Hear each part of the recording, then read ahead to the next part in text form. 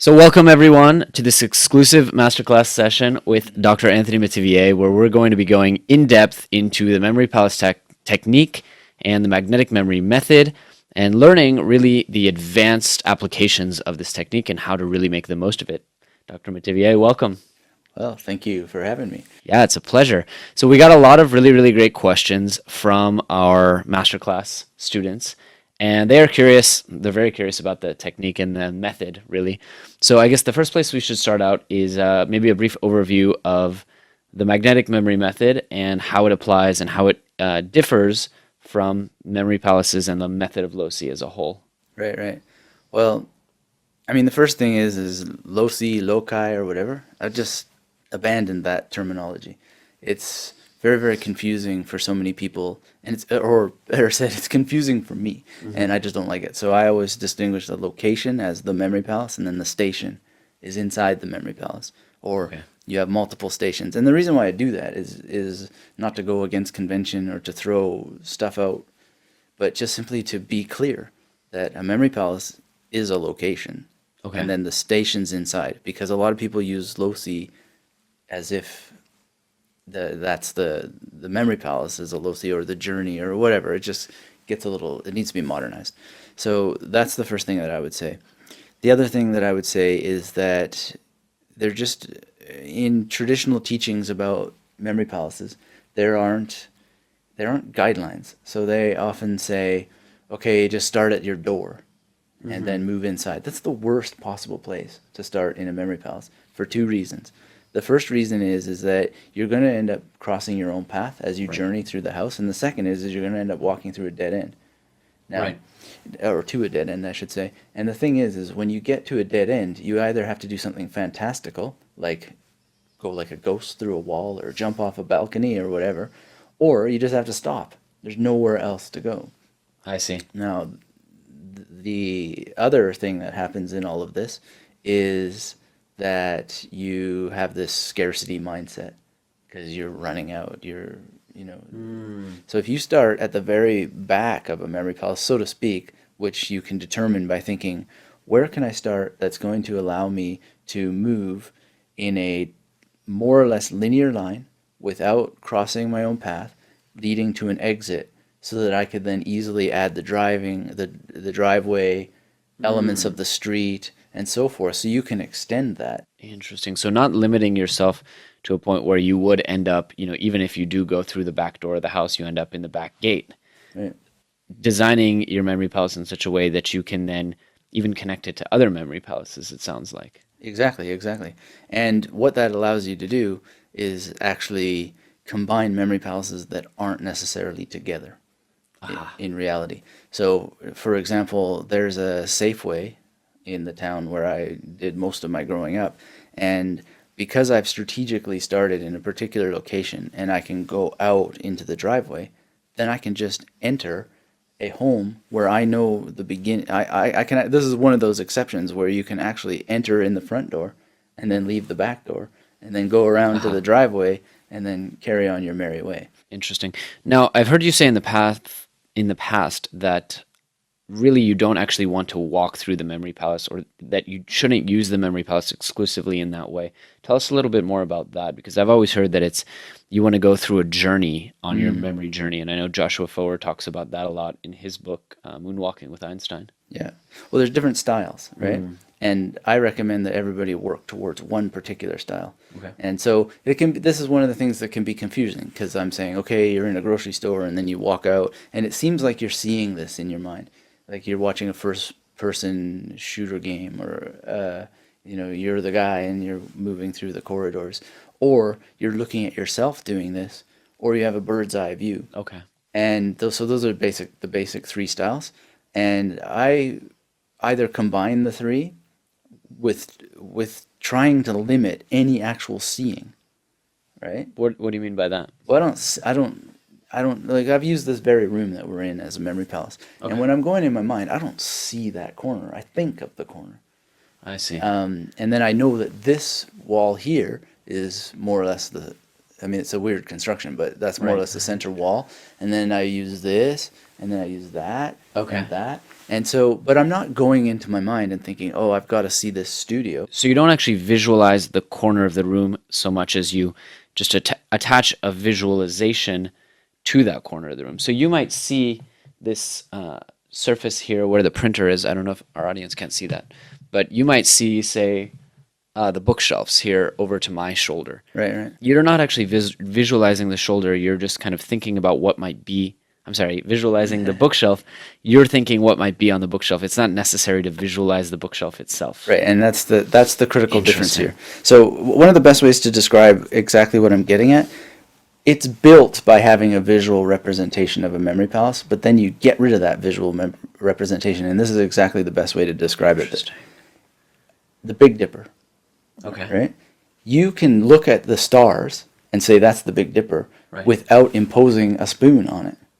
You can see Orion, but you don't have Okay. to see the bow and arrow, or you can perceive that that's what it is just by looking at the display, the arrangement of the Interesting. stars. Interesting. And so that's exactly what you can do with a memory palace. So you're constructing it, you're seeing, yeah, so here's that corner, that corner, that corner. But then, and this is why I go through these, what sometimes seems like an elaborate procedure, which is to draw the memory palace, which is visualizing it, getting into your kinesthetic, the grains of your body. You're drawing it, and we can make a scan and show a drawing. And then creating a top-down list. So when I draw a memory palace, I just go 1, 2, 3, 4, 5, 6, 7, 8, and then I write down what that is. So corner 1, corner 2, corner 3, bookshelf. So you have fixed loci or stations. They're absolutely fixed, just like the stars in a constellation. Got it. And that's what makes it so fast, because then when I know the journey, and I'm not talking like a year of work here, I'm talking about 10 minutes or less, right? So as you know, Wow. I've been doing Chinese. I've been using the Mary Palace in a cafe I haven't shown you yet, but it's called the Sanyo, and I just bang, bang, bang, bang, bang. I'm using it while I'm there.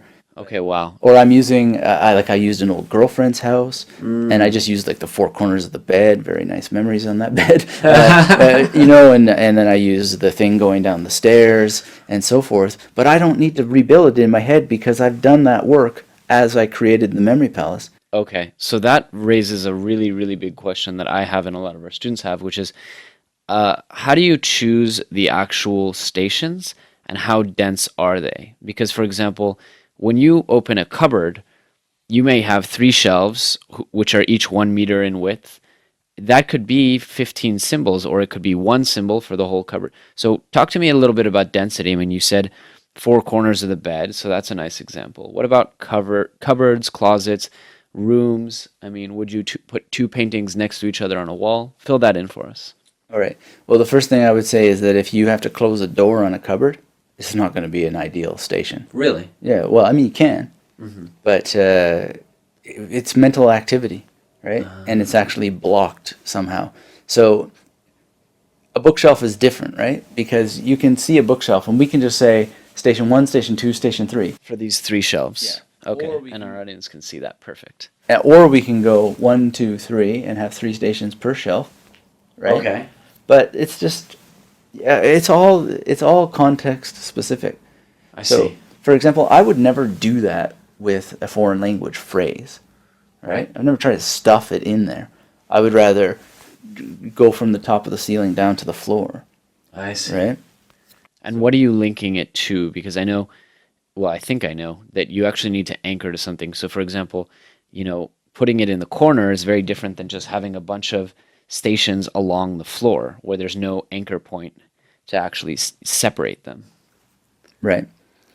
Well, this comes back to the density thing. Yes. So a lot matters what the information is and how long the piece of information is and how that you're going to layer it out against those stations. So when I talk about a top-down thing, which is actually a relatively new innovation that came to me because someone asked me, like, why don't you use the ceilings? And I thought, well, because then you end up going in a spiral in a room, which just gets too much mental point. activity. Good point. But but I had, and I was telling you this the other day, I had used the ceiling corners for dreams. Like I'd wake up and instead of writing the dreams down, I'd just quickly encode them And then, Okay. so when this guy asked me that, he, I just thought about the dream thing, and I thought, why don't I write from top to bottom, right? Because Okay. then I can do phrases a lot easier because it's not left to right or right to left, but it's just down. So to give you an example, comment on dit something en français, right? So there's a comma in the top of the corner that is smashing down on to D Snyder, dit from Twisted Sister, right? Comment on dit, and then it would be whatever, an English word. So comment on dit means how do you say? Yeah. And so, like, how do you say comment on dit house en français? Now, I don't need any image for the en français because I know what the rest of the Sure. sentence is, but that's basically how I instantly memorized it and never needed to think about it again, is a comma, smashing down on D Snyder. Oh, and the Twisted Sister symbol is there, like D to Twisted Sister. And then just boom, en français. So Interesting. And so the comma is in the corner of this window here. it's right up on And then so you're using actually the gravity of coming downward. the, yeah. That's really interesting. It's kind of like sometimes I'll use, for example, if I want to memorize a medical term, I'll put it where I'll use the actual meaning of the space to me. So wherever I keep my medications in the house is where I'll keep that medical term. And it's kind of like you're using the top to bottom force of gravity, the built-in meaning of that space, I guess. There's no reason that this should be a French phrase, memory palace. Right. And I don't recommend that. If it gets you results, like if you want to use the medicine cabinet, Sure. go nuts. I mean, there's nothing wrong with that. But Sure. at its highest level, and memory champions and other mnemonists will tell you this, is that there should be a clinical distance between the information and the memory palace. It's just a tool. Like It's just a framework. you would is what never you're saying. say, for example, this tool in my toolbox, this wrench, is just for cars, so therefore the wrench must be in the trunk of my car, Interesting. right? You would never say that. Interesting point. It's just a tool.